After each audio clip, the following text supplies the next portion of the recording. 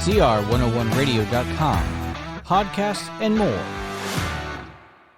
About this. Let me just turn it over to you and get away. Sure. Yeah, so I'm John O'Rourke, and I do evangelistic work. I work with an organization called Reformed Evangelistic Fellowship, REF, and I have a ministry under that, Full Armour Ministries. I'll talk about that in a minute.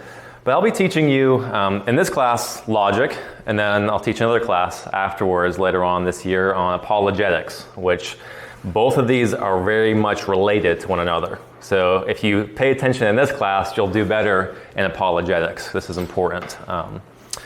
So let's talk about logic, and then we'll get acquainted a little bit. I want to give a little introduction for why we're doing this class. Then I'll learn your names, tell you about myself a little bit more, and we'll get into it. So first off, why are we studying logic in this discipleship program? You live in a world and in a generation that is filled with bad argumentation. Okay? Bad arguments are everywhere. Moreover, you are in a world and a generation that is persuaded by bad arguments. Okay?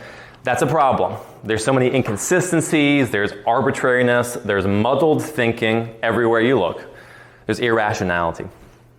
And that shouldn't be the case, especially for Christians. That shouldn't be the case. We ought to be ones who are thinking according with truth, consistently, not arbitrarily.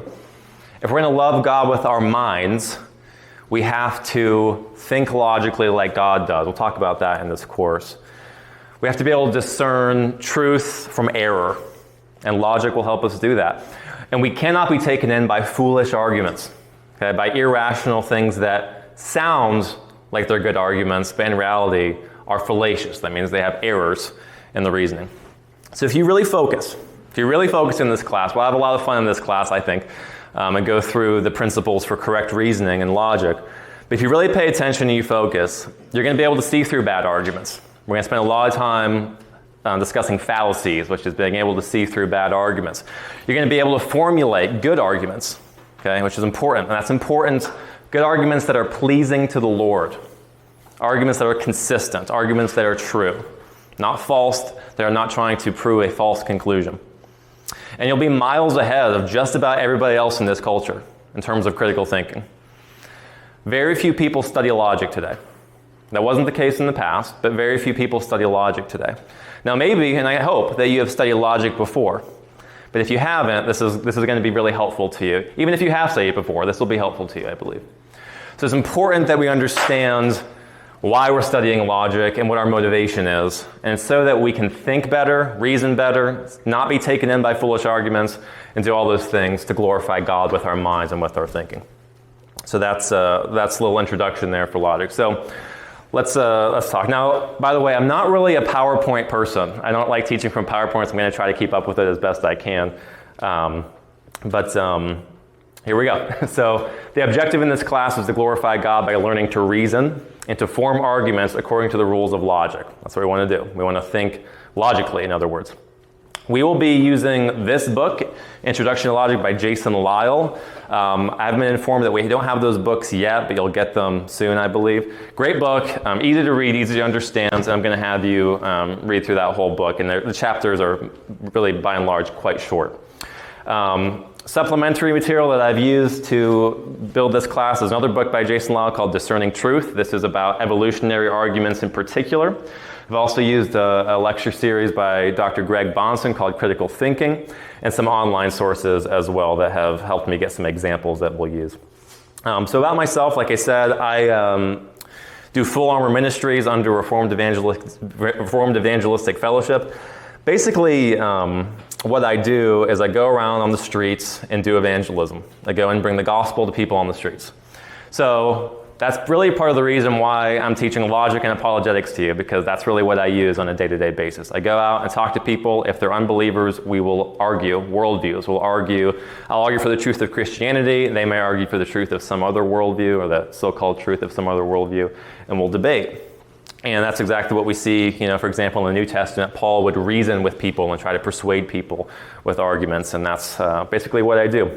I also go out to the abortion clinic that's in Bristol, Tennessee, and do the same type of thing. Go out there to do some open-air preaching, try to reach out to the mothers and fathers there, and try to save babies' lives. And then, like Terry mentioned, I do have some online stuff. He said the podcast weekly. Sometimes it's weekly, sometimes it's not, but I do put out stuff, which includes conversations, audio recordings of me talking to people doing evangelism, as well as some theological stuff as well. And that's basically what that is. All right, so let's talk about what we're going to go over in this class here. This is a very basic outline. We're going to talk today, well, I don't know how far we'll get today. We're going to talk about parts of an argument today, propositions, premises, and conclusion. We'll talk about types of arguments, about deductive and inductive arguments. We'll talk about sound versus valid arguments. We'll talk about the laws of logic, the three basic laws of logic, the law of non-contradiction, the law of the excluded middle, and the law of identity. We'll talk about definitions, that is, actual definitions of words. We're going to study definitions themselves. There's various types of definitions, like lexical, stipulative, precising, theoretical, and a persuasive argument. Yes, Jake? Are we getting handouts of this, or should we be frantically taking notes on this? This stuff, you don't have to take notes so far. This course is going to follow the structure of the book that you're going to get. Now, unfortunately, you don't have. There is going to be some handouts soon that are going to have exercises that we will do in class. Once we get into the material itself, you should start taking notes. Like once we get into parts of an argument, I'm just kind of giving you a sneak peek on what we're going to cover in this class going forward. But I'll tell you when we get into the real material. We're just doing a quick overview. So we'll talk about definitions. And finally, and really the biggest chunk of this class is the last thing, informal fallacies. Okay? There's three major categories: fallacies of ambiguity, presumption, and relevance. And there's lots of different fallacies underneath those. And fallacies are errors in reasoning. So this is our basic outline. We have a lot to cover in all these sections, especially the last one. But that's what we're going to be going over in this class, just to get you prepared for that.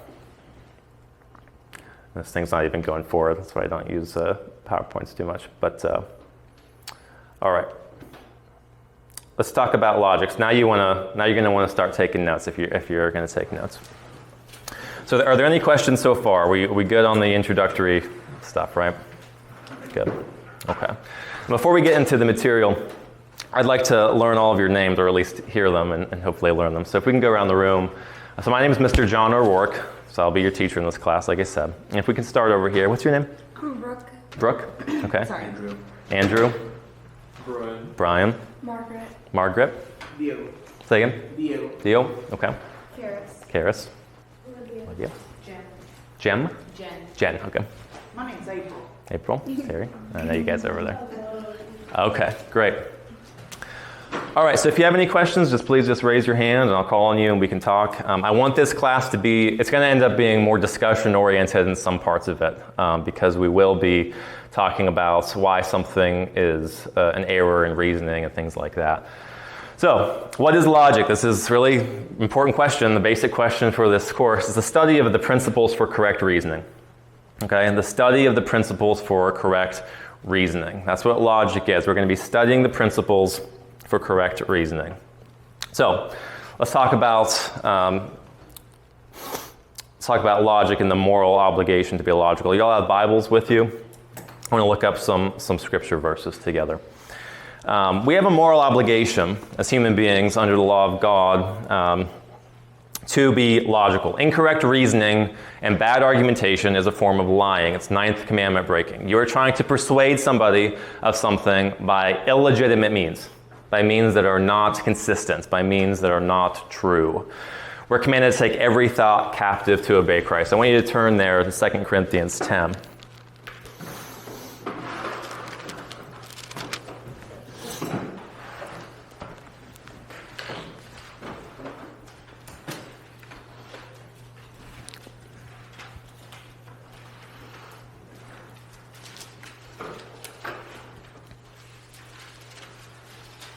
Second Corinthians 10,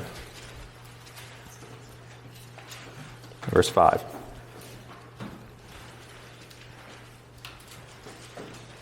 This is what the Apostle Paul says for us as Christians that we do.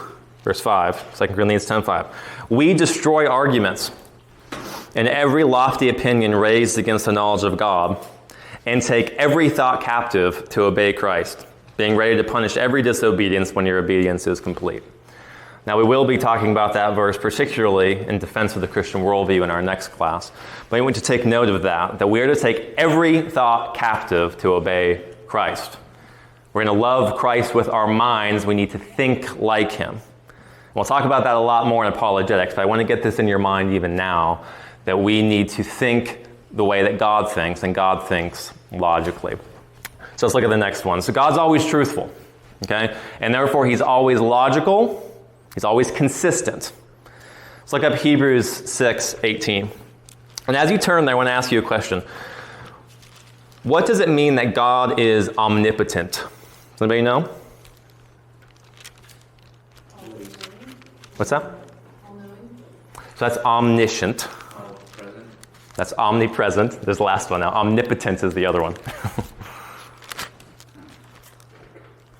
So he's all-knowing, he's all-present, and what? All-powerful. So somebody could define what that means, though, because I think sometimes we need to precise that definition a little bit. What's it mean that God is all-powerful?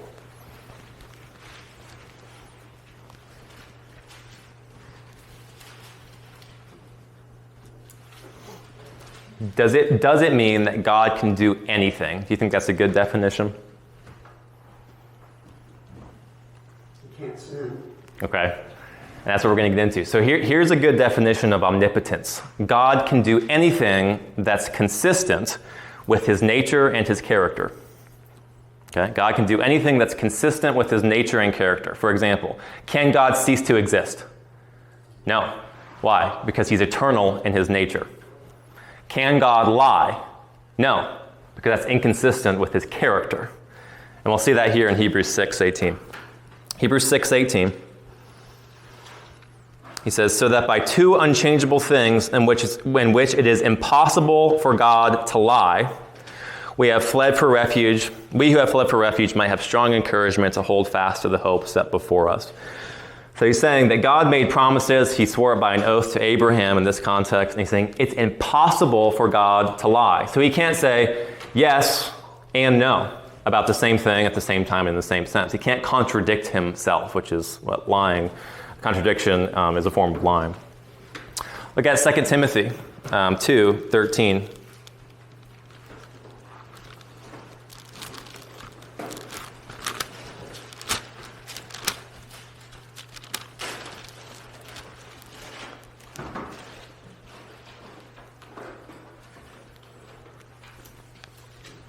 This is a wonderful, wonderful text. This should encourage you. 2 Timothy 2:13. If we are faithless, he remains faithful. Why? For he cannot deny himself. God cannot deny himself. If we are faithless, God remains faithful, for he cannot deny himself. Okay? God is not self-contradictory. Okay? He does not contradict himself. Therefore, God's word does not contradict itself either, by the way. But God cannot contradict himself. Contradictions are a form of lying, and it's impossible for God to lie. So since God in his character is not self-contradictory, he's not a liar, he is opposed to inconsistencies and contradictions. Let's look at 2 Timothy 6. Turn over a few pages. 1 Timothy 6, rather. It'll be 1 Timothy 6. 1 Timothy 6, verse 20.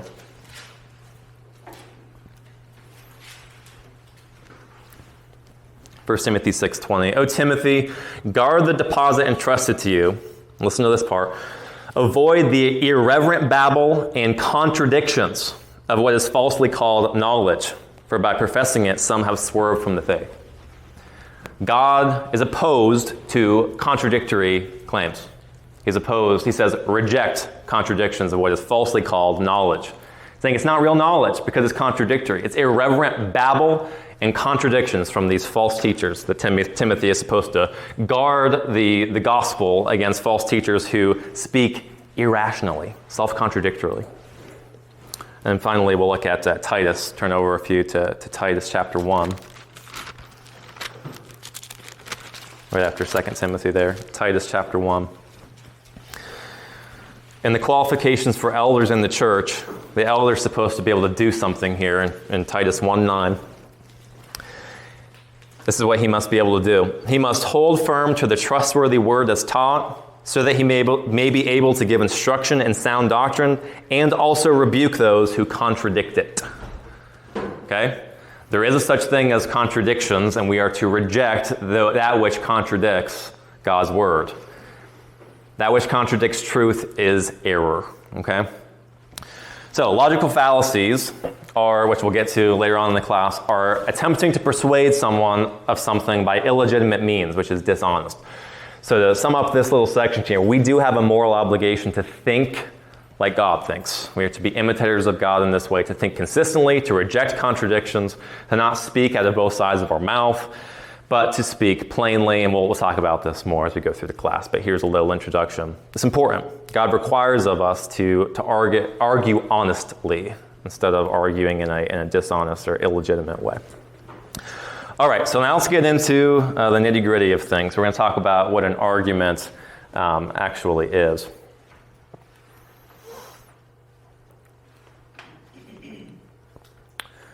So what is an argument? Okay, an argument is made up of propositions. Propositions are an assertion that something is true. Okay, propositions are a truth claim. Propositions may start like this. It is the case that, and then you say something. It's a truth claim. Okay, asserting something is true. And a proposition is what a sentence means with regard to what it asserts to be true. This is important. So if somebody says, Jesus raised Lazarus from the dead, that's a proposition. That's a truth claim.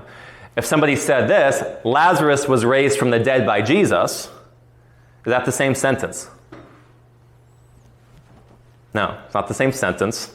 First sentence was Jesus raised Lazarus from the dead. The second one, Lazarus was raised from the dead by Jesus. Different word order, different words used, but they are the same proposition, aren't they? They are making the same truth claim. Whether you say it like this, Jesus raised Lazarus from the dead, or you say Lazarus was raised from the dead by Jesus, they are the same proposition. They are the same truth claim. So we want to look and see what is the truth claim that somebody is making. Right? So when somebody makes a proposition, they are making a truth claim. It is the case that P, and P stands for whatever they are making the claim for. So that's what a proposition is. Even though you might have two different sentences, they can still have the same proposition. And propositions can be true or false. Okay, propositions are truth claims, but they aren't necessarily actually true. If I said, all dogs are purple, that is a proposition. It's not a true one, but it is a proposition. I'm making the claim. It is the case that all dogs are purple. That's a false proposition. Propositions are called true or false. Okay, propositions are either true or false. Arguments, on the other hand, are not said to be true or false. They're said to be good or bad. Okay, so arguments are not true or false. They are good or bad. Propositions are true or false. But arguments, on the other hand, are good or bad.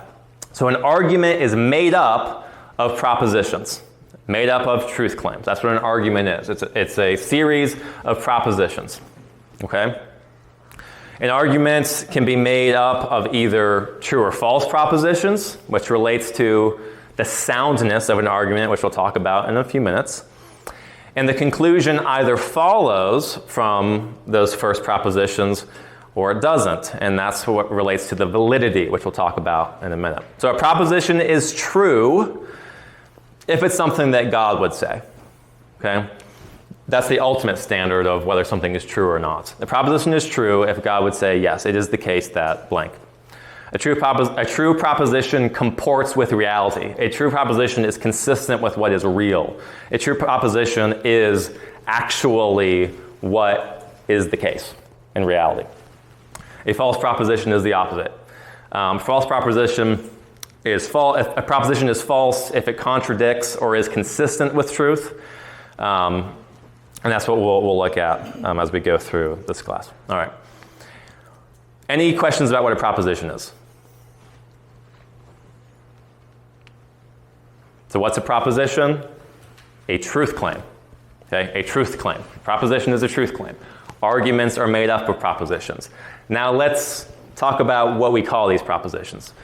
In an argument, you basically have two kinds of propositions. You have premises and you have one conclusion. So an argument has premises and then it has a conclusion, a single conclusion. Okay? Premises and conclusions are both propositions. Okay? Remember, all the things in an argument are truth claims, but there are premises and conclusions, and those are all propositions. Both premises and conclusions assert something to be true. So, a premise. What's a premise? A premise is a proposition in an argument that is used as evidence to support the conclusion. A premise is a proposition in an argument that is used as evidence to support the conclusion. And that premise, again, may be true or false. The premise may be true or false, but it's intended to support the conclusion of the argument. Okay? And the conclusion is the proposition in an argument that the person is attempting to prove. So what are you trying to prove? That's your conclusion. What do you use to support your conclusion? Those are the premises. Okay? All of them are propositions. They're all truth claims. But the premises support the conclusion, or supposed to, and the conclusion is what you're trying to prove. Sometimes arguments will have what we can call conclusion indicators. Okay? If somebody says, therefore, that might be an indication that they're going to give you their conclusion to their argument. Okay? If somebody says, thus, that might be another indicator of a conclusion. Or so, or consequently, or in conclusion, or I conclude, or based upon the previous points, we can conclude whatever. Those are some words that people use. Therefore is probably the most popular. Therefore, it is the case that whatever you're trying to prove is true. So the conclusion does not have to have an obvious conclusion indicator in it, but they are oftentimes there. Okay? So in a good argument, the conclusion follows from the premises. Okay? The premises actually support the conclusion. The conclusion is true. This is important. The conclusion is true if the premises are true and the conclusion follows from the premises. Okay? We're going to talk about this in detail in a second.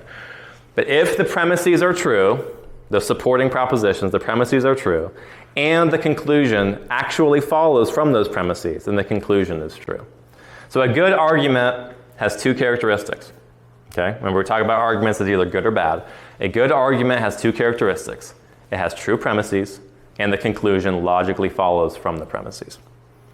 Okay? So, premises and conclusions. Somebody tell me, what is a premise?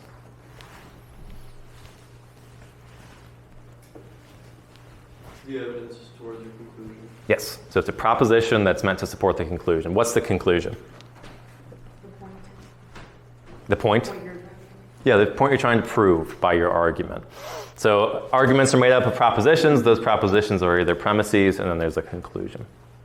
Okay, good. Very good. All right.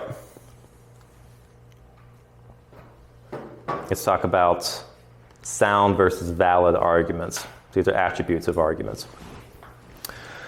All right, so for any argument to be good, it has to be valid and it has to be sound, and those are distinct things. Okay, we need to know what they mean as well. A good argument has to be valid and sound. I should say a good deductive argument needs to be valid and sound. We'll talk about deductive and inductive in a minute. So deductive arguments are said to be valid or invalid, and they're said to be sound or unsound.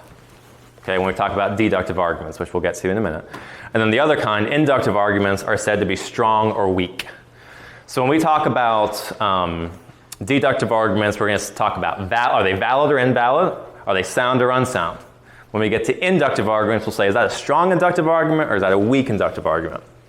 So we'll talk about validity now. What does it mean that an argument is valid? Well, that means the conclusion follows from the premises, logically. That the conclusion actually is supported from the premises. An argument is valid if the truth of the premises logically guarantees the truth of the conclusion. So an argument is valid if the premises and conclusion are related to each other in the right way, so that if the premises were true, then the conclusion would have to be true as well. But an argument, this is important, an argument can be valid and still have false premises, and that's what we have up there on the projector. What's the first premise in this argument? All dogs are purple. That's right. Is that true? Is that a true proposition? No. No. Okay, what's the second premise? Fingers are dogs. That's right. Let's just assume that is true. We'll give them that. Thirdly, what's the conclusion there? It's therefore bingo is purple. Does that follow logically? If the premises are true, is the conclusion definitely true? Yes, right? If it's the case that all dogs are truly purple, and bingo is a dog, then bingo also must be purple. Doesn't that follow logically? Yeah. This is a valid argument.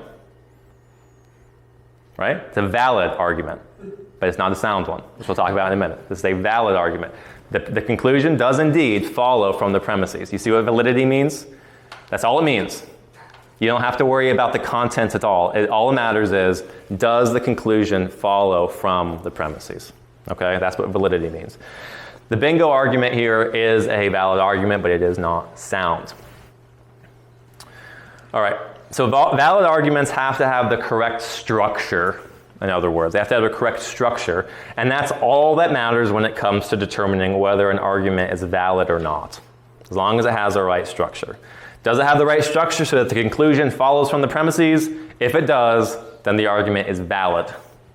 Okay, it's valid. For example, I'm not sure if we have this. I might just write this on the board. Yeah, we don't. So if we have this.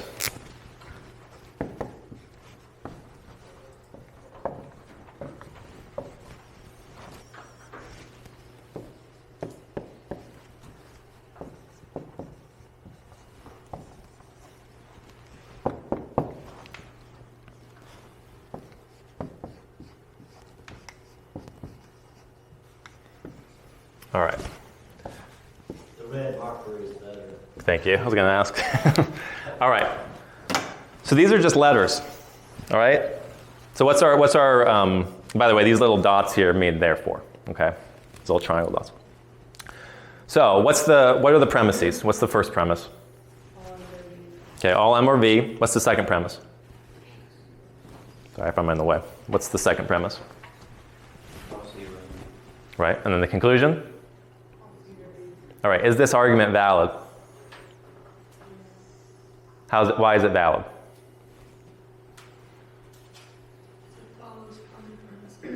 Right. Can you explain it? Can you walk us through it? Somebody walk us through why the conclusion does indeed follow from the premises?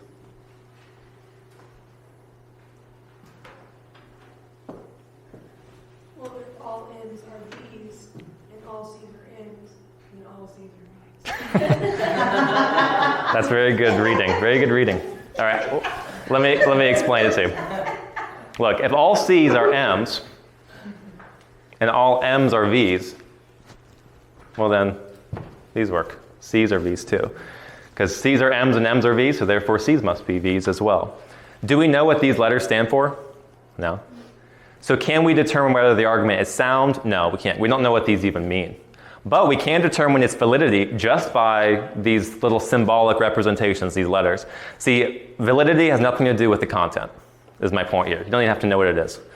You just have to see, does the conclusion follow from the premises? So that's what validity is all about. Now, if I said this, all mammals are vertebrates. All cats are mammals. Therefore, all cats are vertebrates. We already established that this is valid, right? Is it sound? Is this a good argument? All mammals are vertebrates. All cats are mammals. Therefore, all cats are vertebrates. Is the conclusion true? Are cats vertebrates? Yeah, right? Are mammals vertebrates?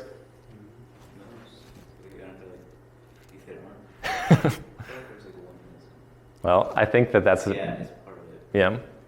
Are cats mammals? So the premise is true. This premise is true. It's valid, therefore the conclusion follows. Therefore the conclusion must be true. Because the conclusion follows from the premises, and both your premises are true. They're true propositions. So this is a good argument. Okay? Let's talk about some more. So let's talk about soundness. Soundness is distinct from validity. Okay? Soundness is that all the premises are true and the conclusion is true, and the argument also has to be valid. So all sound arguments are also valid, but not all valid arguments are necessarily sound. Okay, you get that? All sound arguments must be valid, but not all valid arguments are necessarily sound. We'll illustrate that in a minute. So here, so in a sound argument, the conclusion follows from the premises, so it's valid, and all the premises are true. And therefore, a sound argument always has a true conclusion, like this one, like this cat vertebrates one. Let's look at this one. It's snowing outside. It's our first premise. Second premise, snow requires cold temperatures. Therefore, it must be cold outside. First question, is it valid? Okay. Is it valid? Somebody explain its validity?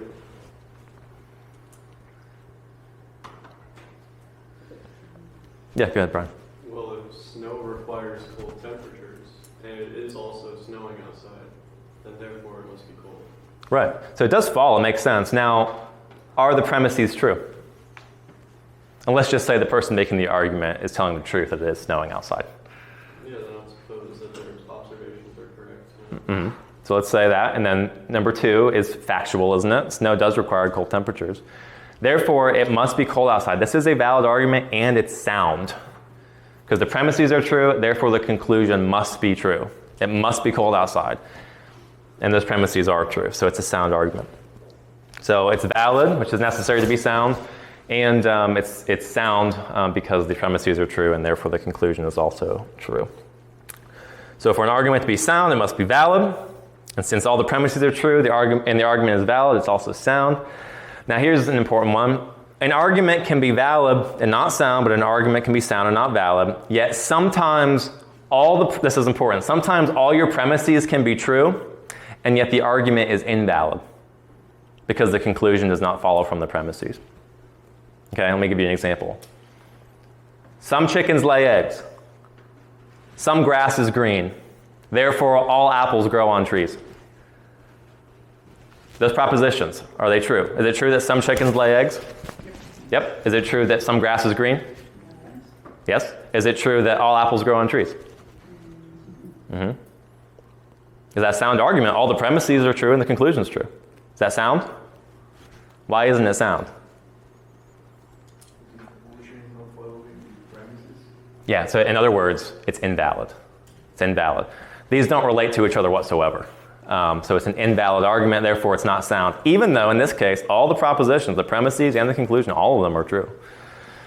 So soundness, the premises must be true and the argument must be valid. It's not just that the premises are true, because you could have an accidentally true conclusion, and that's what we have here.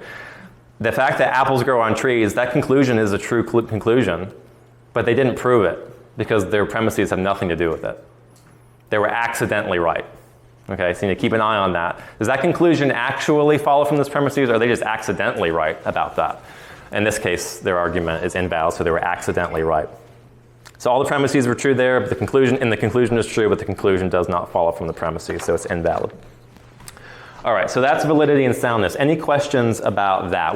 Everybody understand the distinction between validity and soundness? See. There's a term non sequitur. Would that apply to what you're talking about? Yeah, it could. For validity, we're really talking about the structure of an argument, and then you have, or the form of an argument, and then you have informal fallacies, which we'll cover later in the class, which really aren't fallacies because of the form or structure. They're fallacies because of arbitrariness or inconsistency. And there are things called formal fallacies, which are errors in the structure or the form of the argument. And formal fallacies are invalid because the form is wrong, the structure is wrong. It doesn't make sense. The conclusion doesn't follow from the premises. We'll get into that really way later on when we talk about fallacies. But yeah, irrelevant stuff like non sequiturs or irrelevant thesis. It relates. I mean, it could relate in your mind, but we'll get there to explain that further later on. Any other questions about validity or soundness so far? Okay, real quick. What are arguments made up of? Okay, somebody raise their hand because you're all talking over each other. Yeah. Premises and Okay, what are premises and conclusions?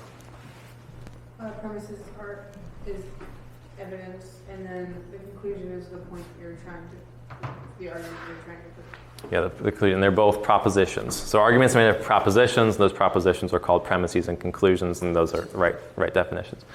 And then validity means what? An argument is valid if, yes? If all of the propositions, inclusions are, well, yeah, if it's true, then it'd be solid. If I don't know how to word it, sorry. Okay. If it has the right structure, right form. So that the conclusion actually follows from the premises. Yeah. Right. And then soundness is if it's valid and it still follows the same like structure of everything being. yeah, so it has to be valid, but there's something else that makes it sound. Yeah. A true conclusion. More than that, you could have an accidentally true conclusion. All your premises are true too. Yeah. So if all the premises are true and the argument's valid, meaning the premises actually relate to the conclusion and prove it, then the conclusion would also be true. But you could have an accidentally true conclusion and have an unsound argument. So we're going to do exercises on this, and you'll learn more then. Once we kind of get through this section, we'll go through and do a little in-class examples. But keep the distinction between validity and soundness in your mind, because that's important, really important. So let's kind of expand upon that. There's deductive and inductive arguments. And when we talk about deductive arguments, we talk about them within those categories we just discussed. Deductive arguments are sound or unsound, or they are valid or invalid, okay, for deductive arguments. They're sound or unsound, or they're valid or invalid. All right, so deductive arguments. An argument in which the conclusion is certainly true if the premises are true and the argument is valid. Certainly true, okay? Deductive arguments means that conclusion is definitely the case. Okay? This is a deductive argument with the mammals and the vertebrates and stuff. That's definitely the case. The snow. It's snowing outside. Snow requires cold temperatures. Therefore, it must be cold outside. That's a deductive argument. It must be cold outside. That's certain in order for snow to be there, right? So deductive arguments are either sound or unsound, or they are valid or invalid. And then later on, we'll talk about inductive arguments, which are strong or weak, so different categories there. So the premises of a valid deductive argument would, if they were true, guarantee or make certain the truth of the conclusion. So because the conclusion must follow from the premises, in a valid argument. So if the premises are true propositions, and it's a valid argument, then that conclusion must be the case. It must be true in a deductive argument. It's certain. So even if the premises are false in a valid deductive argument, the argument is still valid. It's unsound because the premises are false, but it's still valid. You can have a valid deductive argument that's a bad argument because the premises are false, but it can still be valid, and still the conclusion would still certainly be true if the premises were true, and that's a big if. We'll talk about that, give some examples of that. So a deductive argument, if a deductive argument is sound, then it's valid, like we said before. The premises are true and the conclusion follows from the premises. If a deductive argument is valid, it's not necessarily sound. The conclusion could follow from the premises. Makes sense logically. But one or more of the premises could be false, and that leads to a false conclusion. Okay, so if you have a false premise in here, and the argument follows logically, well then it's going to logically follow you to a false conclusion if you have a false premise, right? So just like the bingo one, right? All dogs are purple, bingo's a dog, therefore bingo's purple. That's a valid deductive argument, but it's not sound because the first premise is false. Not all dogs are purple, right? So that's an unsound but valid deductive argument. So in this example, or in the example we used before, it's snowing outside, snow requires cold temperatures, therefore it must be cold outside. That's a sound deductive argument. It's valid, all the premises are true, and therefore the conclusion is true. An invalid deductive argument might be like this. See if I have an example here. I think I do. So that's a sound one. Here's an invalid one. If it's snowing outside, then it's cold outside. It's not snowing outside. Therefore, it's not cold outside. Okay? Let's follow this slowly. The first premise, if it's snowing outside, then it is cold outside. Is that a true hypothetical thing? Yeah? 2, it's not snowing outside. Let's just take that for granted that the person making the argument is telling the truth. It's not snowing outside. The conclusion then is, therefore, it's not cold outside. Now, does this follow logically? Does the conclusion follow from the premises?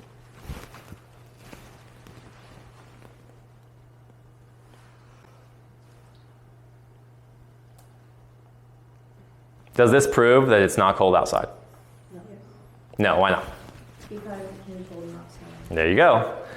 It can be cold and not snowing, right? This doesn't follow logically, even though the premises are true. It's invalid, right? It's an invalid argument. So this is, and therefore it's also unsound, not true. So the argument does not follow logically. This is actually the fallacy of denying the antecedent, which we'll get to later. It's possible that it's cold outside, but nevertheless is not snowing. So the argument is invalid, even though the premises could both be true, premise 1 and premise 2. So that's, again, kind of reviewing invalid and valid arguments. But a good deductive argument is valid, and it's also sound, meaning the premises are true. Any questions on that, on deductive arguments?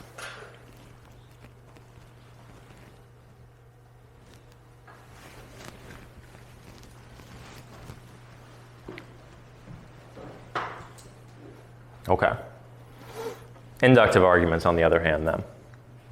An argument in which the conclusion is likely to be true if the premises are true. So see the distinction. Deductive arguments have certain conclusions. Inductive arguments are probably, the conclusion is probably the case. Okay? So that's why we say that they're either strong or weak. Okay? Either the conclusion is more likely to be true or it's really not. The argument is not really that strong. The conclusion really doesn't follow that well. It doesn't really give you much of a good reason to think the conclusion is probably true. So inductive arguments are either strong or weak. They're not called sound or unsound or valid or invalid like deductive arguments are. So an inductive argument is an argument that's intended by the arguer to be strong enough that if the premises were to be true, then it'd be likely that the conclusion is true. Okay? Not certainly, that's deductive, but likely to be true. So, for example,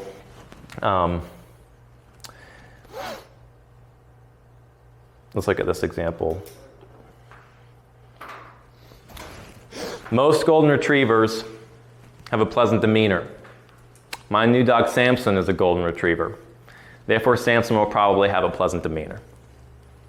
What do you think? Is this a strong argument or a weak argument?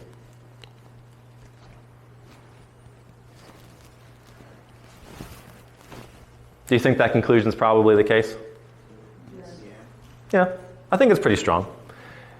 Is it conclusive that this dog Samson, who's a golden retriever, is going to have a pleasant demeanor? No, why not? What's that? Okay. Most golden retrievers.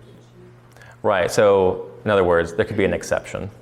There could be an exception. Samson might be the exception to most golden retrievers. So you can't say this is a deductive argument because it's not certain that Samson, based on these premises, that Samson's going to be definitely pleasant. But you could say, yeah, I mean, I got a new dog. He's probably going to be a good dog because most of this breed is a good dog. You can make that argument. I think that's relatively strong. But you see the difference between deductive and inductive there. It's a probably, it's likely to be true, but it's not absolutely conclusive. So terms like likely or probably might be indications that it's an inductive argument, although again, they may not be there. Somebody might not say probably or likely in their conclusion, but sometimes they will. So that might be an indication that it's an inductive argument. So inductive arguments are strong or weak. I think this is relatively strong. And this is important. Inductive arguments can get stronger or weaker when you add information, okay? When you add information. So let's look at another example.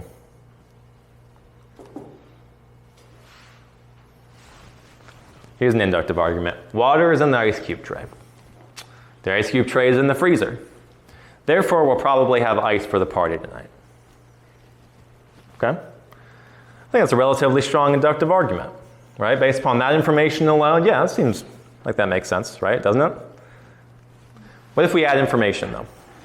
What if we add information? So the original arguments are on the left. What if we made it stronger? Water's in the ice cube trays. The ice cube trays in the freezer. Sorry, this would be weaker. This is backwards. The freezer is not plugged in, therefore we'll probably have ice for the party tonight. So if you say the freezer is not plugged in, that's going to make the argument extremely weak, doesn't it? To say, yeah, we'll probably have ice for the party even though the freezer's not been plugged in, that's a really, really, really weak argument. But to make it stronger, the water's in the ice cube trays in the freezer has been plugged in for a week and is working properly, therefore we'll probably have ice for the party tonight. That's a stronger inductive argument than the original one. We've added more information, right, to make it more likely that our conclusion is true. It's a stronger argument. So adding information could make an argument stronger or make an argument weaker for an inductive argument. So the difference between deductive and inductive arguments. Okay? The difference between deductive and inductive arguments is not so much with the words that are used in an argument, but really on the intention of the arguer. Does the person think that the conclusion is absolutely certain, or do they think the conclusion is only likely, or strongly likely, or somewhat likely? Then it's inductive. Or if they think it's certain, then it's deductive. So we want to, for a deductive argument, we want to assess whether the argument's valid, whether the premises are true, or if we look at it and say, well, the conclusion is not certain from these premises, but they're making a case that it's likely, then we can say it's an inductive argument. Sometimes discerning the difference between deductive and inductive can be a challenge. Kind of depends on what information you have and things like that. So sometimes that's up for debate. Here's an example, though, of a inductive argument. A somewhat strong one. The police said that Jim committed the murder. So Jim committed the murder. Okay. That's okay. It's not conclusive. Not super strong. Not the worst thing. It's not as though, let's just say, well, my grandma said he committed the murder, so he committed the murder. That's much weaker. But someone in authority, police, they may have some insights. There's some strength to that. Not a ton. So what if we added information or changed it? The witness said John committed the murder, or Jim committed the murder, whoever committed the murder. So Jim committed the murder. Okay. So the witness, this alleged witness to this alleged crime, said that Jim committed the murder, so he did. Okay. Again, not conclusive, but relatively strong. Here's a stronger one. 2 independent witnesses claimed Jim committed the murder. Jim's fingerprints are found on the murder weapon, and Jim confessed to the crime. So Jim committed the murder. Is that deductive or inductive? Deductive. Okay, I think we got different answers. Go ahead and debate it. Who thinks it's deductive or inductive? It's a deductive? I said deductive. Okay. Okay, can you argue for it? What do you think? I still think it's inductive, but I think it's highly likely. Okay. What's the difference? It's inductive as well. Okay. Yeah. Okay. So why do you think it's deductive?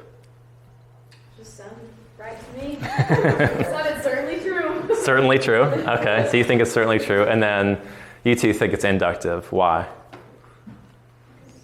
Because it's just like all of the facts are in support of it being likely. None of the facts are that he did commit the murder. Mm-hmm. Yeah, it is a very strong inductive argument. And here's why. 2 independent witnesses claim that Jim committed the murder. Jim's fingerprints are on the murder weapon, and Jim confessed to the crime. Is it possible that he still didn't do it? It's possible. It doesn't prove with certainty. He could confess and be lying. His fingerprints could be on the weapon but didn't actually kill anybody with it. And 2 independent witnesses could be lying as well. It doesn't make it certain. But it's a very strong inductive argument. In fact, that would convince a jury and he would be convicted of murder in this case. So assuming those things are true, of course. And even though we're assuming they're true, it doesn't make it certain, though, because they'll say, yeah, it actually is true that two independent witnesses claim that he committed the murder, and his fingerprints really are there, and he did confess. Those all can be true and still not make the conclusion absolutely certain. It's just very, very likely. So sometimes it's important to go over this terminology, because sometimes in our culture and in pop culture and stuff, people misuse these terms when we talk about them, particularly in logic. They'll say, well, that's a valid argument. What they mean by that is that it's a good argument or it's a sound argument, and they misuse the term. Or people talk about Sherlock Holmes, and he really deduced this. Well, really, most of his stuff is inductive. He's looking at evidence and saying, well, it's very likely based upon these evidences that it's the case that whatever. So Sherlock Holmes really does a lot of inductive argumentation rather than deductive, if you're familiar with Detective Sherlock Holmes. Can you ever have a deductive conclusion to a crime?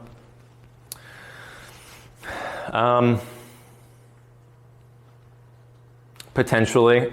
This is where some of the difficulties are. It depends on how skeptical you want to be. I mean, if you have video evidence, things like that, where you can have multiple witnesses and it's very clear, but then what can you say? Well, that was doctored, that was manipulated video evidence. Okay, maybe. It's very skeptical. So that's where, when we talk about this philosophically, it's actually kind of difficult to get deep into it and saying when is something certainly deductive, because you could be such a skeptic on certain things that, well, it's only really, really likely. And that's why I said it's up for debate sometimes. You have to kind of analyze it on a case-by-case scenario. So I have to think about that. In crimes, I mean, most of the time it's going to be inductive, because you can't show with absolute certainty that somebody's not lying and things like that. Now God could make that, say if everything, God's not talking about likelihoods, he's talking about what is true. So he does deductive things. But for us, we can only kind of go off of evidences and kind of add things up to see what's more likely or less likely. So for a deductive argument, if you ask yourself the question, okay, in this argument, if the premises are actually true, is the conclusion certainly true? If the conclusion is certainly true, then that's a valid deductive argument. If you ask yourself the question looking at an argument, if the premises are true, is the conclusion certainly true? And you say, well, no, it's not certainly true, then it's going to be an inductive argument. That's really one of the big differences. Inductive arguments deal with what's probably true, and deductive deals with what is certainly true. They're certainly true if the premises are true. So, Michael, do we have those papers? I want to do an exercise that goes over really everything we've covered so far. And this will be a little bit, I think this will be the most helpful part of this section, because you get to actually do it yourselves.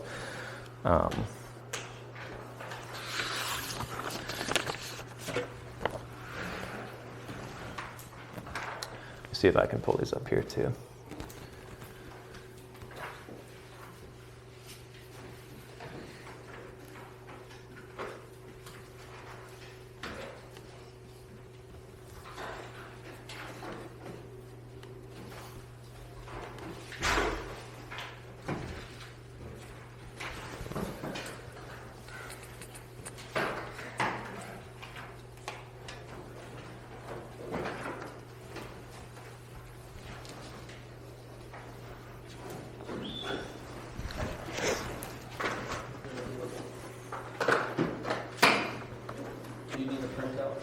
I have some. I'll take it, just in case there's some discrepancy, but thank you.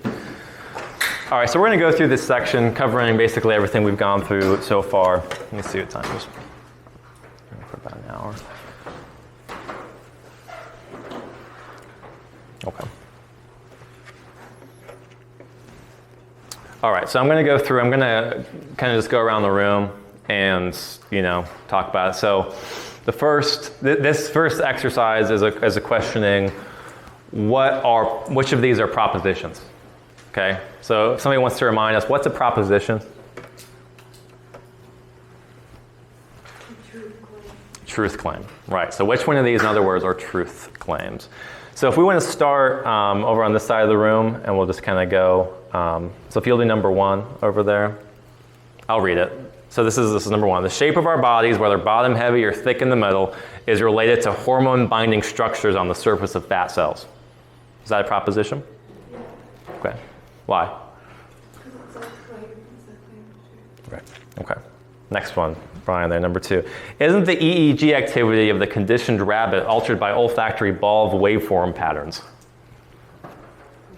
I mean, so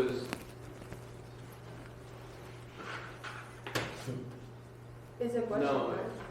I do not think it is, no. Okay, why not? Because he's asking you directly instead of being like, this is. Right. So questions are not making claims. Well, in this case, at least, it's not a rhetorical question. So see, don't get bogged down by the fact that we probably have no idea what they're talking about. The thing is, we can recognize that this is not a proposition. He's not making any claim of truth. He's not saying it is the case. He's asking, is this the case? All right, number 3 over here. Most of the matter in the universe cannot be seen. Is a proposition. That's right. All right, number 4. Alzheimer's disease is the 4th leading cause of death in the United States. Is the fact that it's true? It's a claim. I mean, I'm sorry. I came out of the bathroom. You're good. Just going through this, We are determining whether these are propositions or not, so whether they're truth claims or not. So is number 4 a proposition? It's a proposition. Okay. So it's making a truth claim. Now, what if that's not true? What if it's the 5th leading cause? Is this still a proposition? Yes, it is. Still a proposition because it's a truth claim. All right, number 5. We'll go to the back row here on the left. Number 5, what time is it? It's you. And is it a proposition? What's that? It is a proposition? You think it is? What's the truth claim? The time? Is the statement, what time is it? Is that a truth claim? Is that a proposition, in other words? It's a proposition. Okay, why do you think it's a proposition?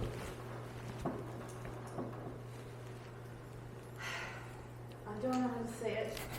I'm not sure how to explain. Okay. Does anybody have another answer? You do? Or go ahead. I think it's not appropriate. Okay, why is that? Because asking is like a question, Mm-hmm. so it's not something that someone is saying. Well, it is something that somebody's saying, but it is a question. To kind of fill in the gap there, all it is, the person is not saying something is true. If somebody said it's 3:30, that's a proposition. It's the case that it is 3:30 in the afternoon. But saying what time is it is not asserting something to be true.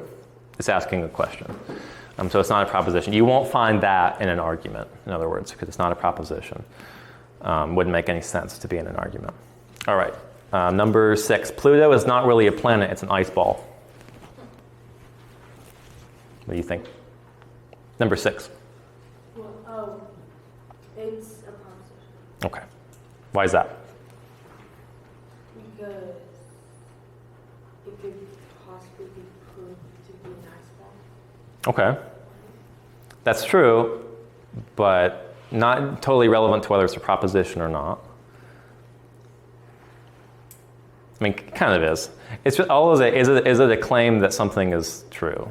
And it is. They're saying that it's the case that Pluto is not a planet, it's an ice ball. So that's what a proposition. It's just somebody saying, it is the case that X. It's the case that whatever. And this person's saying, it's the case that Pluto is not really a planet, it's an ice ball. Yes, that is a proposition.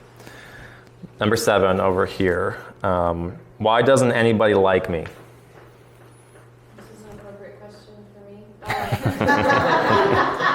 is not a proposition. That's right. Right. All right, next one, number 8. Nobody likes me. Yeah, it is a proposition. It's making a claim for truth. All right. It is a proposition. Number 8 is a proposition. Nobody likes me is a proposition. It's saying, and you can make an argument and say, look, everybody throws stuff at me and they, whatever. You can give it a good inductive argument for that. Everybody curses me and all that. So, all right, number 9, it's just raise your hand if you want to do 9 and 10. So number 9. What's about number 7? What's that? It's not a proposition, number 7. Number 7 is not a proposition because she's actually making a truth claim. She's making a truth claim that nobody does like me. That's a proposition. Number 8, nobody likes me, is a proposition. Number 7 is a question, so it's not. Within that question is the truth. She's. Oh. No. If I say, why does anybody like me? I'm assuming nobody likes me. Sure, so you're saying it's a rhetorical question which has a really subtle proposition. You can make that argument. I could go along with that. Okay. I guess if you just said, does anybody like me, that would be clearly not a proposition. But yeah, I think maybe you're right about that. It's a rhetorical question, or it's something that assumes that there is a proposition in it. So that's a good point. Number 9, if we have dessert, then we'll have coffee. Just raise your hand. Proposition? Why? Because you're assuming if we have dessert, then we'll have coffee. Yeah. And this is called a hypothetical proposition. If this is the case, then that is the case. So if we have dessert, then we'll have coffee. That's a hypothetical proposition. It's not saying that we will have dessert. It's not saying that we will have coffee. It's saying if we have dessert, then we'll have coffee. So it's a hypothetical proposition. It is indeed a proposition.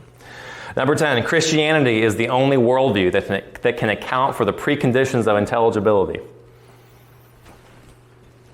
Is that a proposition or no? Yeah. It is. It is a truth claim. And you will learn about that in the other class in apologetics. All right, next one. This one's interesting.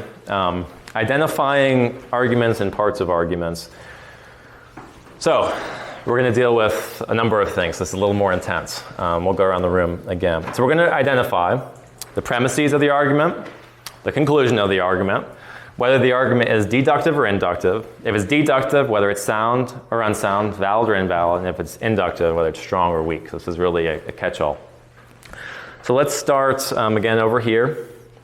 I'll read the argument, and then you're going to identify those things. They're up there at the top if you forget everything. So here's the argument. 2 teenagers saw the movie Natural Born Killers and went out on a killing spree.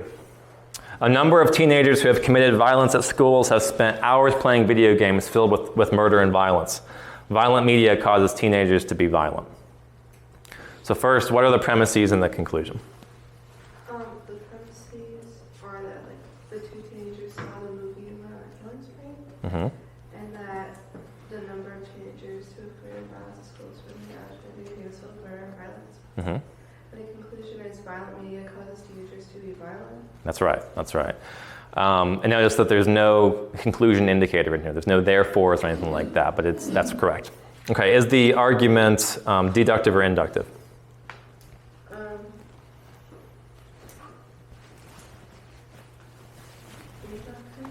Inductive? Is that what you said? Yeah. That's right. Why is it inductive? Because it could just be something else. Right. It doesn't prove it with certainty, does it? What if it was like this? You add information to it, and it says, and these teenagers had been planning to murder people 6 months before they saw the movie and played these games. That would really weaken the argument, wouldn't it? So there could be other reasons.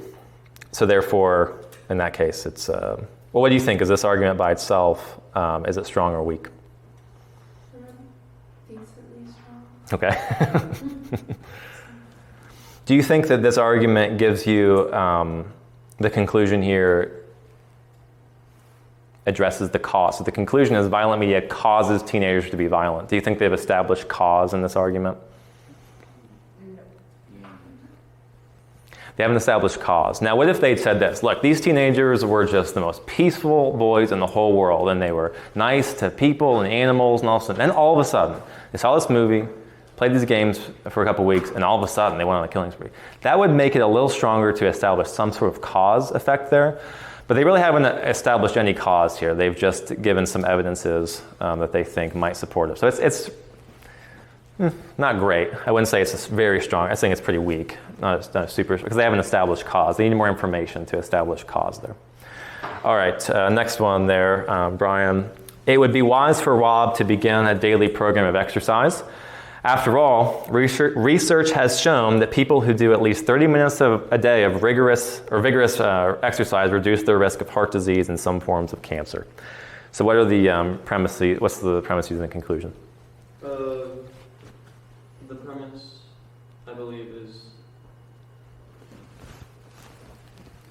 that people who do at least 30 minutes a day of vigorous exercise reduce the risk of heart disease and some forms of cancer.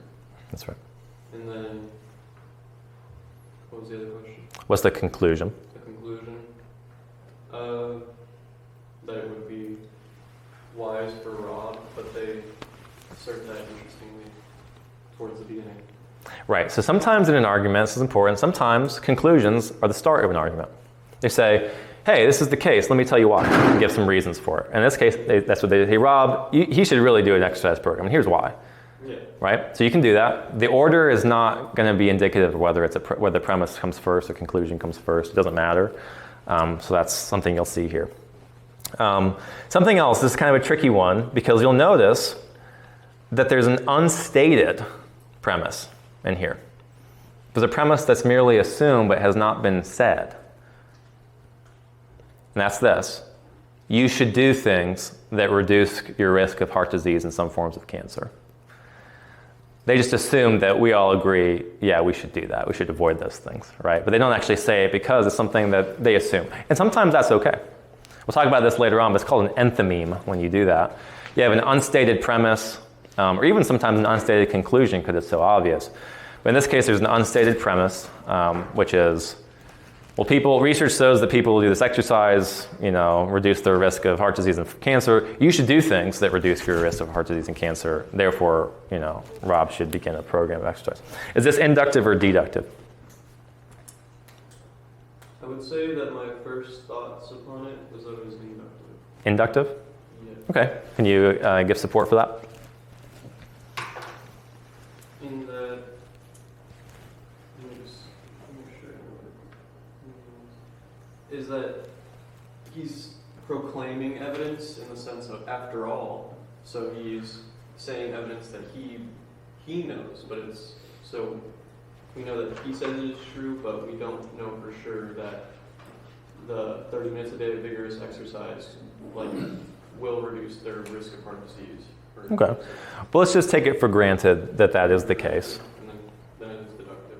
You think it's deductive, so you think it's certainly the case that Rob should begin a daily program of exercise. Yeah, if he does. Okay. If he wants to avoid that, then he certainly should.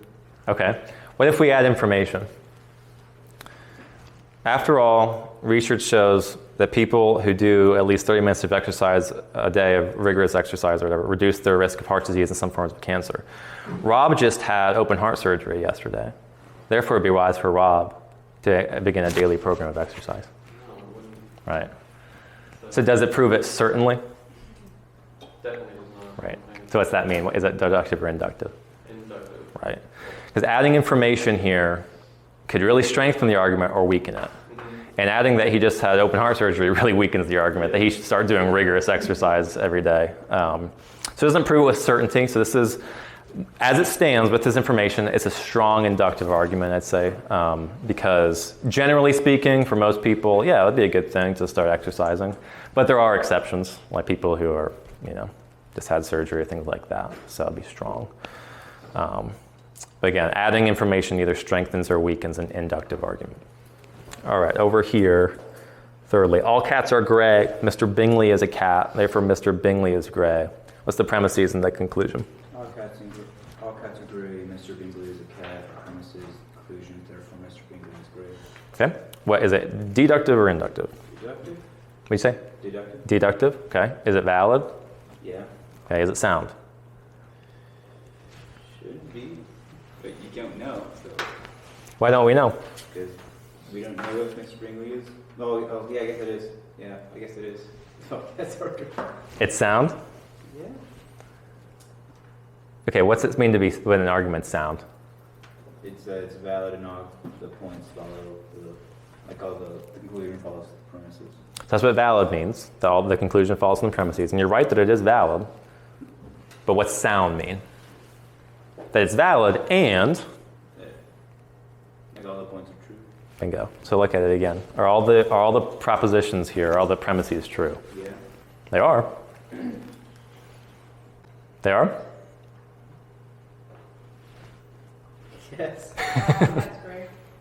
Well, no, but I'm assuming, assuming that it's valid. So it's not assuming it's.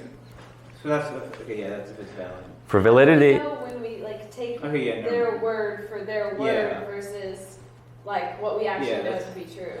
when there's things, it's case by case, when there are things that are more objectively known, if somebody's saying, well, hey, it's like I said, it's snowing outside.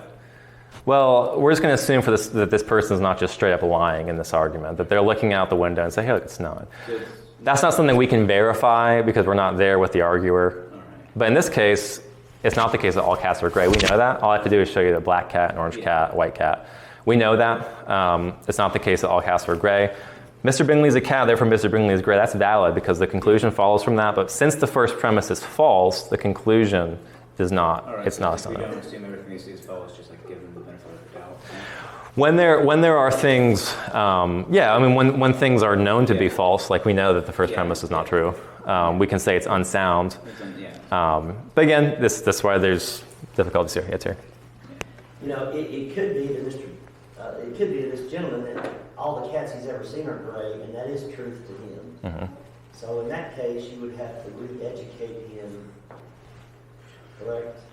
Well, you'd have to say, look, you make the claim all cats are gray. I want to challenge you on that, and I want to show you my cat is black. So you're wrong because if one cat is black, That was such a Michael thing. if one cat is black, then that's the case that it's not the case that all cats are gray, because that. But that is the case a lot of people argue with, Hmm? because they only know what they know, and sometimes they don't know what they don't Sure. know. You'd have to bring it back and say, okay, I don't accept your first premise that all cats are gray. I want you to make an argument for that. You need to demonstrate to me with premises that it is indeed the case that all cats are gray. I don't accept that. And you can make your argument, your counter argument, saying, here's why. Go on Google and find 1 billion cats that aren't gray, and you can. That's the way you would argue that way. If they're going to really assert, this is really true, all cats are gray, they have to support that, and you can counter that. So you're kind of making them argue a separate argument about whether cats are gray or not. Now, if they could prove that, then this argument would be sound. But of course they can't, because it is not the case that all cats are gray. Some people may argue, well, that's not a cat, because it's not gray. Well, we'll get to that actually, Terry. That's called a persuasive definition. It's a fallacy to do that, or a rhetorical definition. All right, where do we leave off? You. When it rains, my lawn gets wet. It's raining, therefore my lawn is wet. What are the premises and the conclusion? When it rains, my lawn gets wet. It is raining are the premises, and then my lawn is wet is the conclusion. Mm-hmm.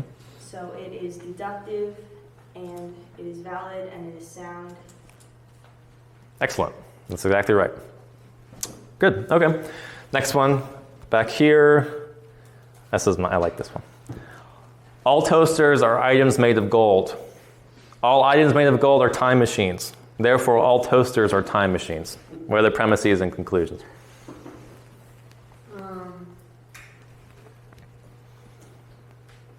The conclusion is all toasters are made of gold, and all items. I'm sorry, what did you say? You said the conclusion's what?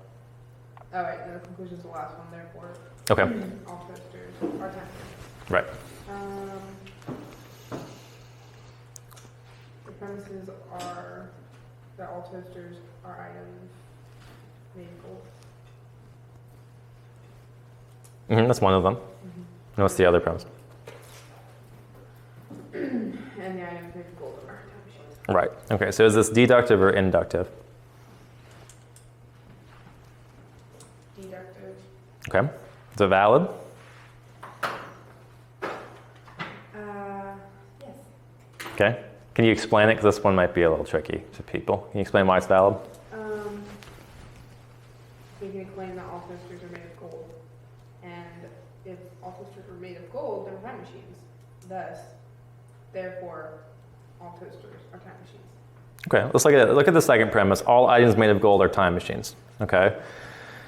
So So all items made of gold are time machines. We know that toasters are in that category of items made of gold, right? So if toasters are in the category of items made of gold and items made of gold are time machines, well, that means that toasters are time machines too, doesn't it? That's valid, that's right. So is it sound or unsound? I'm sorry?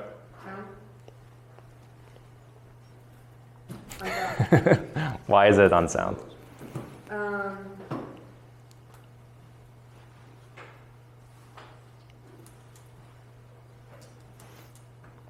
I'm not sure. Okay, remember the definition of soundness. We already established it's valid, so that's checkbox 1 for soundness, but there's another checkbox for soundness, which is what? All the premises are true. It's very important for soundness. You guys got validity down pretty good, I think, but soundness, it's distinct from validity. Sound arguments are valid and all the premises are true. Now, as a matter of fact, both of these premises are false. It's not the case that all toasters are items made of gold. And it's not the case that items made of gold are time machines, obviously. So, because the premises are false, it's unsound, although it is still valid, because it does follow, but they're not true premises. So, that's why you get a false conclusion there as well. All right, next one. Most people like chocolate. Charlie's a person, therefore Charlie probably likes chocolate.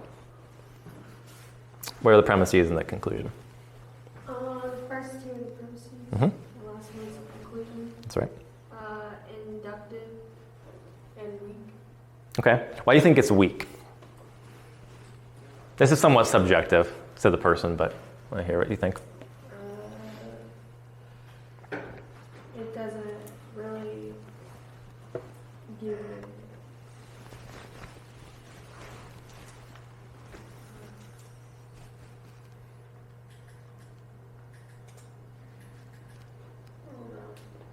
what I have here is established cause, but I'm not really understanding.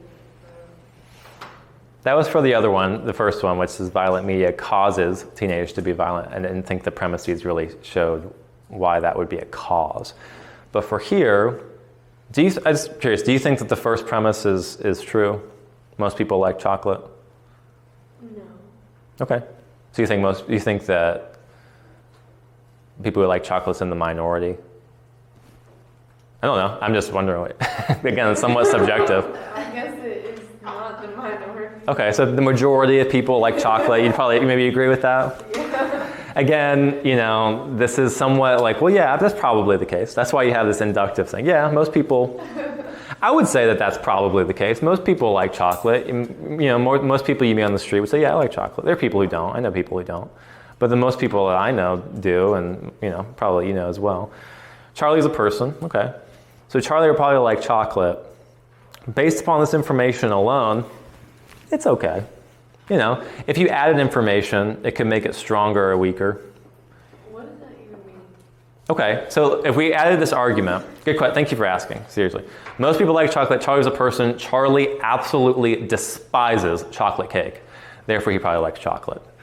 That's a weak argument, isn't it? Because you added the information that we know he hates chocolate cake, so he probably doesn't like chocolate bars or whatever, Or we know, most people like chocolate. Charlie's a person, we know that he really likes, something that's similar to chocolate.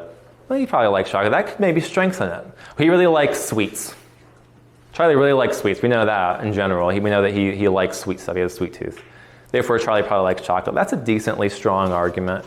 So the added information makes the conclusion more likely or less likely. And so we talked about that one with the exercise. And we said, well, yeah, most people, exercise reduces your risk of cancer. Rob just had open heart surgery, so he should probably do that. That's a weak argument because that added information that he just had heart surgery really weakens the claim or the conclusion that he should start a rigorous exercise routine. But if we say, yeah, and he, is not super in shape and really needs to, deal with some of health issues, he should really start exercising, we could strengthen the argument. Does that make sense? Helps strengthen the conclusion to be more likely, and that's what you want to do if you're going to make an inductive argument, is add more information that will strengthen the likelihood of the conclusion. So you remember the criminal trial. Well, the fact that the police said that Jim is guilty, okay, he might be, he may not be, but the fact that he confessed and that fingerprints are on the murder weapon and that 2 independent witnesses said he did it, they saw him do it, that's very strong because that added information strengthens the likelihood of the conclusion. Does that make sense? Is this making sense to people so far? Okay, I hope this exercise is helping. Yes, Steve? You're saying this is weak or strong? I'm saying this is relatively strong. It's not very much information, though. I think it's true that most people like chocolate. So you could say, yeah. I mean, if I was saying, what should we get for Charlie as a treat? I might say, well, most people like chocolate. We could probably get him a candy bar. Okay, we might go along with that and say, okay, that kind of makes sense. There might be information that we don't know that would really weaken the argument. But as it stands, I think it's relatively strong. But that's somewhat subjective, depending on what you think. If it uses most and it says probably, then it seems to me to make a strong argument under those conditions. Yeah, I think it's relatively strong, as it is. And It wasn't valid? well, since it's inductive, we don't talk about valid or invalid. We talk about strong or weak, really. And even it has an inductive indicator in it, probably. Charlie probably likes chocolate. That's going to indicate that it's an inductive argument. So we'd say it's strong-ish. All right, where were we? Over here.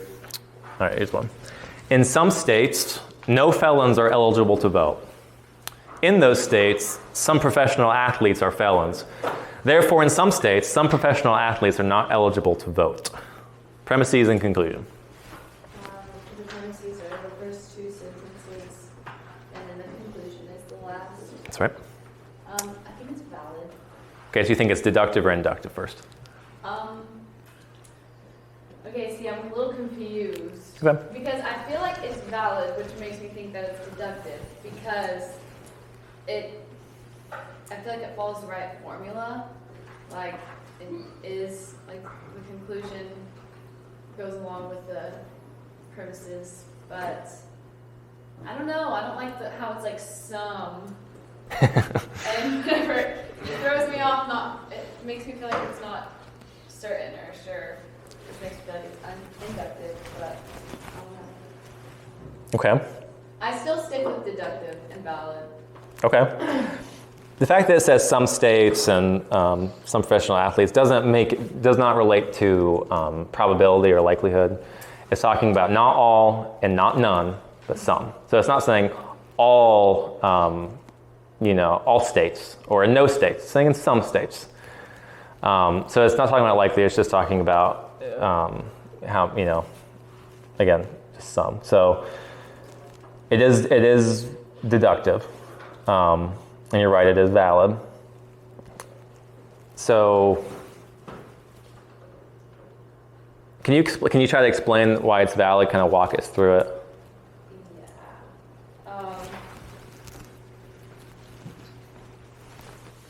Because I thought my reasoning for it being valid was kind of what I said earlier, is that it follows, like, in some states, no felons are eligible to vote.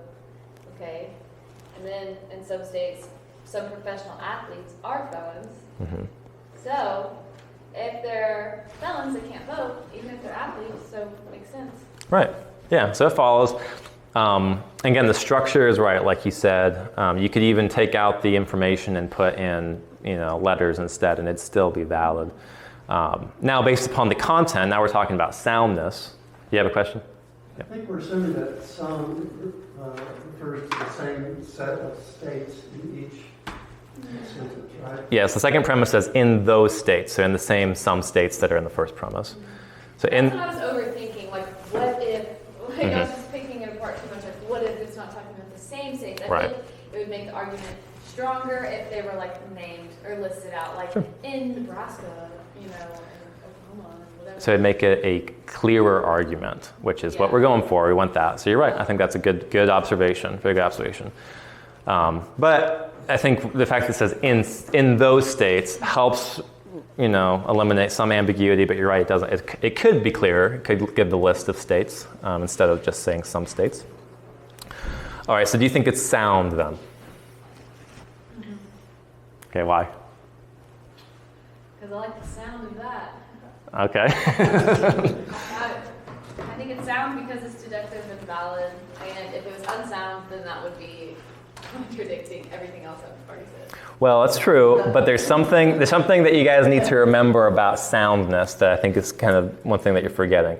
Yes, validity is something that's necessary for soundness to be there, but what else is necessary for it to be sound? All the premises have to be true. That's it, and these are.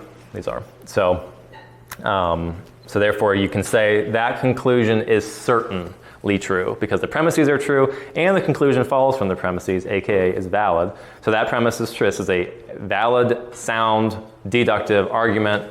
That means you can depend upon that conclusion, assuming that those premises are true. All right, next one. I own everything in my house. There's a guitar in my house, so I own that guitar. What are the premises and the conclusion? The first two sentences are the premises, and the last one is the conclusion. That's right. Is it deductive or inductive? Deductive. You say deductive? Yeah. That's correct. Valid or invalid? Valid. Valid? Valid. Okay. And it's sound. Yeah. Very good. Very good. All right. Next one. Again, we'll just kind of open these last two up for discussion. All right. It's most probable that our neighbor stole our parrot. We left our parrot in the house this morning. The nearest neighbor lives 1 mile away. When we got home from work, the parrot was gone. What's the conclusion? That's right, the first one. It's most probable that our neighbor stole our parrot. That's the conclusion. So what are the premises? Last three. Yeah, everything else. Remember, there's only one conclusion in an argument, so the rest are going to be premises there. Inductive or deductive? Okay, why? Inductive, but why? Because it's not necessarily true. Mm-hmm. So, what are other possibilities? It flew away. Right. Michael came and stole it. Right. And added it to his collection, but it's still inductive because he wasn't the neighbor. Right. He was just a parrot thief. That's right. So what do you think? Is it strong or weak? Yeah, I'd say it's very weak, as it does not at all establish anything that would make the neighbor the criminal here. All right, last one. All whales are mammals. Killer whales are whales. Therefore, killer whales are mammals. What are the premises and the conclusion? What's the conclusion? Right, so the other ones are premises, right? Deductive or inductive? Deductive. Is it valid? Yeah. Okay, why is it valid? Because assuming they're true, and it follows it logically. Right, it follows logically. The conclusion follows from the premises. Since killer whales are whales and all whales are mammals, then killer whales must also be mammals. Is it sound or unsound? Sound. Okay, why is it sound? Premises are true, and it's valid. Remember, sound has to have both of those. You have to check off both boxes. It has to be valid and the premises have to be true, because just having true premises does not make it a sound argument, because it could be invalid. It could be some chickens lay eggs, some grass is green, therefore the sky is blue or whatever. Those are all true propositions, but they're not a sound argument because it's invalid. All right, let's see.